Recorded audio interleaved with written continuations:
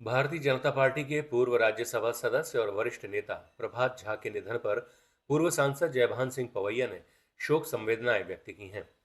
जयभान सिंह पवैया ने प्रभात झा के निधन को निजी क्षति बताते हुए उन्हें अपना गुरु भाई बताया।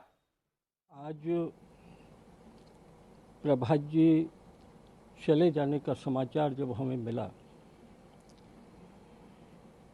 तो मुझे तो व्यक्तिगत रूप से बहुत सदमा लगा है।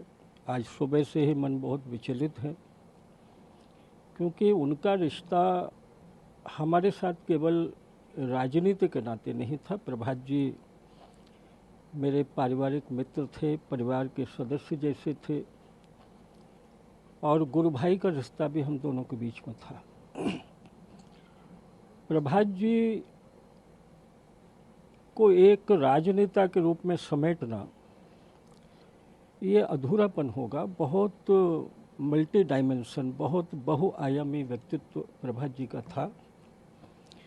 बिहार से वो जब मुंबई होकर आए और ग्वालियर में उनका रहना तय हुआ तो वो दिन बड़े संघर्ष भरे थे। मैं जब विद्यार्थी परिषद का महानगर अध्यक्ष था तो कार्यालय मंत्री का जिम्मा प्रभात जी उस समय बड़ी कुशलता से संभाला। वे पत्रकार रहे, ग्वालियर में वरिष्ठ पत्रकार रहे, और उन दिनों के सबसे प्रतिष्ठित अखबार स्वदेश में उनके आर्टिकल्स की चर्चा पूरे प्रदेश में हुआ करती थी, और इसलिए वो पत्रकार भी थे, वो लेखक भी थे। और मेरा ये अनुभव आया कि बड़ी अभिनव कल्पना देना ये उनका बहुत बड़ा गुण था। ऐसी ऐसी कल्पनाएं हमको दिया करते थे जिनको हम सोचते भी नहीं, और इसलिए आज उनके चले जाने से पार्टी को भी अपूर्णीय क्षति हुई है, मुझे व्यक्तिगत रूप से क्षति हुई है, और मुझे इस बात का दुख है कि मुझसे छोटे थे प्रभात जी, बहुत जीवट भरे हुए थे।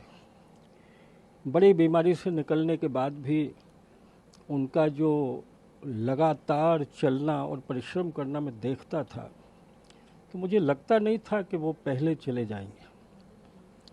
मेरी बहुत भावपूर्ण श्रद्धांजलि है उस पुण्यात्मा को, और प्रभात जी के अवदान को भारतीय जनता पार्टी और हमारा संगठन ये कभी भुला नहीं पाएगा। नहीं, देखिए, संस्मरण तो मैं कितने आपको बताऊं, लेकिन 6 दिसंबर 92 की मुझे याद है कि जब ये ढांचा ढहने की घटना वहाँ हो रही थी तो कार सेवकों में कैमरामैन्स और पत्रकारों के प्रति बड़ा आक्रोश था, क्योंकि बीबीसी ने कुछ अपप्रचार किया हुआ था और कार सेवक ढूंढ कर वहाँ से कैमरा और रिपोर्टिंग वालों को उस परिसर से बाहर कर रहे थे।